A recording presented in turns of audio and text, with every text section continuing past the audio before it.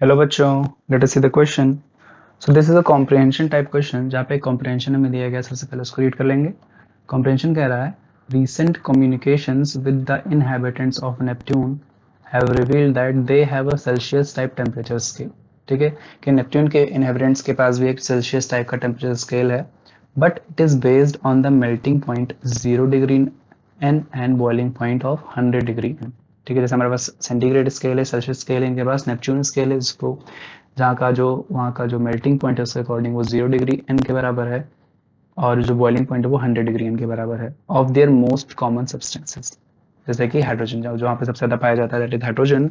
तो कहा है हाइड्रोजन का जो मेल्टिंग पॉइंट है नेपच्यून पे उनके स्केल के अकॉर्डिंग 0 डिग्री एन है, और जो बॉइलिंग पॉइंट है वो 100 डिग्री एन के बराबर है।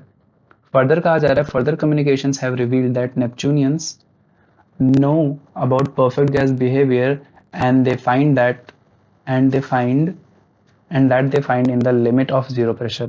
और फर्दर ये कहते हैं कि नेपट्यूनियंस को परफेक्ट गैस बिहेवियर के बारे में पता है, और इनमें जो परफेक्ट गैस बिहेवियर है वो कब शो करती है, eight the limit of zero pressure. जब प्रेशर जीरो होता है, जीरो प्रेशर के पास में गैसेज में परफेक्ट बिहेवियर शो करती हैं। तो कहा इन्होंने ये कि at the limit of zero pressure जो the value of PV is 28 litre atm at 0 degree N, यानी कि 0 डिग्री एन पर लिमिट जब लगाई गई जीरो प्रेशर की, तो पीवीएम की वैल्यू निकल के आती है 28 लीटर एटीएम। और जब 100 डिग्री एन पे जीरो जीरो प्रेशर की लिमिट लगाई जाती है तो वहां पे पीवीएम की वैल्यू निकल के आती है दैट इज 40 लीटर एटीएम, जहाँ पे वीएम क्या है that is molar volume. Question में पूछा गया हमसे what is the value of absolute zero temperature on their temperature scale. तो कहा गया है कि नेपच्यून्स का जो टेम्परेचर स्केल है उस टेम्परेचर स्केल पर हमको एब्सोल्यूट एब्सोल्यूट जीरो के टेम्परेचर की वैल्यू फाइंड करनी है। ठीक है, तो अगर स्टार्ट करते हैं यहाँ पे बच्चों सोल्यूशन। तो सबसे पहले क्या दिया है हमें, क्योंकि आइडियल गैस बिहेवियर की बात करें तो यहाँ पे जो इक्वेशन यूज की जाएगी that will be ideal gas equation, that is PV is equals to nRT. ठीक है ना, यहाँ पे हम क्या करेंगे, नंबर ऑफ मोल्स को हम 1 एज्यूम करके चलेंगे, तो पीवी इज इक्वल्स टू क्या हो जाएगा, आरटी हो जाएगा, और वी को यहाँ पे मोलर वॉल्यूम लिखेंगे यहाँ पे। ठीक बात।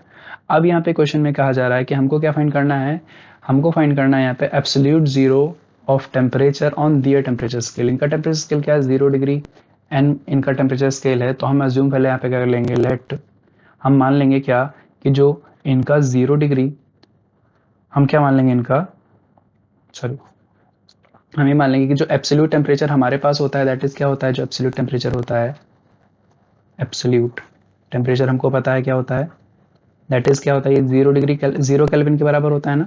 केल्विन स्केल पे हम देखें तो क्या होता है, 0 केल्विन होता है, फिर -273 डिग्री सेंटीग्रेड के इक्वल होता है। जो हम कैलकुलेशन यहाँ पे करते हैं आइडियल गैस इक्वेशन पे, हम क्या करते हैं, केल्विन स्केल पे करते हैं। तो यहाँ पे क्या करेंगे, 0 केल्विन वाला जूम करके चलेंगे, तो हम मान लेंगे यहाँ पे क्या, यही हमको फाइंड करना है in terms of degree N के टर्म्स हमको फाइंड करना है 0 केल्विन को। तो यहाँ से हम कर लेंगे लेट अस अज्यूम कि जो 0 केल्विन है, जो 0 केल्विन है, ये जो नेपट्यूनियंस का स्केल है, टेम्परेचर स्केल है, उसके हम कहेंगे क्या, एक्स डिग्री के बराबर होता है। माइनस, या हम इसको यहाँ पे -x अज्यूम कर लेंगे, यहाँ पे -x के डिग्री के बराबर होता है। माइनस हमने क्यों लगाया यहाँ पे, क्योंकि इन्होंने क्या कहा है, इनका जो टेम्परेचर स्केल वो कैसा है, सेल्सियस टाइप स्केल है। तो हमको क्या पता है कि सेल्सियस में जब माइनस लगता है, तो यहाँ पे हमने क्या किया है, माइनस अज्यूम कर लिया इनके नेपट्यूनियन स्केल में भी। ठीक, अब हमको दो कंडीशंस दी गई है यहाँ पे, जहाँ पे हमको पीवीएम की वैल्यू दी गई है। एक हमको 0 डिग्री एन पे दिया गया है, एक हमको 100 डिग्री एन पे दिया गया है। एक 0 डिग्री एन पे दिया गया है और एक क्या दिया गया है, 100 डिग्री एन पे दिया गया है। तो अब यहाँ पे क्या करेंगे, जैसा हम करते थे कि जब डिग्री सेल्सियस को केल्विन में चेंज करते थे तो हम हमेशा 273 ऐड करते थे। ठीक है ना, तो ये हमको हमेशा ध्यान रखना है। अब यहाँ पे क्या करेंगे हम, अब यहाँ पे क्या करेंगे, जब आइडियल गैस इक्वेशन लगाएंगे, आइडियल गैस इक्वेशन लगाएंगे फॉर, जब हमको पीवीएम की वैल्यू दी गई है 28, जब हमको पीवीएम की वैल्यू दी गई है 28 लीटर एटीएम, तो दिस इंप्लाइज यहाँ से हमारे पास क्या होता है, PVM is equals to RT होता है ना हमारे पास। यहाँ से क्या हो जाएगा, 28 इज इक्वल्स टू आर हमारा कांस्टेंट है। ठीक है, टेम्परेचर पहला हमें कब दिया गया है, एट 0 डिग्री एन है ना, 0 डिग्री एन पे दिया गया है। तो हम क्या करेंगे, एट 0 डिग्री एन है ना, और हमको क्या पता है, जब इसको हम कन्वर्ट करेंगे इसमें केल्विन में कन्वर्ट करेंगे तो क्या हो जाएगा, 0 + x के बराबर हो जाएगा। दिस इज और इक्वेशन 1, या इसको थोड़ा सिंप्लीफाई कर लेते हैं पहले। यहाँ से क्या आ जाएगा, दिस इम्प्लाइज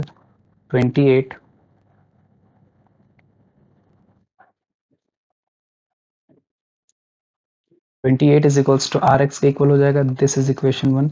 सिमिलरली हम क्या करेंगे, फॉर पीवी हमारा दूसरा कंडीशन में दिया गया है 40 लीटर एटीएम दिया गया है at 100 degree N, at 100 degree N पे दिया गया हमें। तो दिस इम्प्लाइज अगेन यहाँ से क्या होगा, P V M is equals to R T equation लगाएंगे आइडियल गैस के लिए, क्योंकि आइडियल गैस बिहेवियर की बात की जा रही है। यहाँ पे क्या हो जाएगा, 100 is equals to R, again constant रहेगा। यहाँ पे टी की वैल्यू क्या हो जाएगी, टी की वैल्यू हो जाएगी यहाँ पे एक्स प्लस 100 हो जाएगा ना, यहाँ पे एक्स प्लस 100 हो जाएगा, एक्स यहाँ पे ऐड कर दे देंगे हम। तो दिस इम्प्लाइज यहाँ से हो जाएगा, इसको जब रीअरेंज करेंगे 100 इज इक्वल्स टू, या इसको ऐसे रहने देते हैं कि इसको रीअरेंज करने से भी कोई फायदा नहीं। अब यहाँ पे फर्दर हम क्या करेंगे, इक्वेशन 1 और इक्वेशन 2 में मिल चुकी है। अगर इक्वेशन 1 को इक्वेशन 2 से डिवाइड कर दें, इक्वेशन 1 को इक्वेशन 2 से अगर हम डिवाइड कर देते हैं तो यहाँ से हमें क्या मिल जाएगा,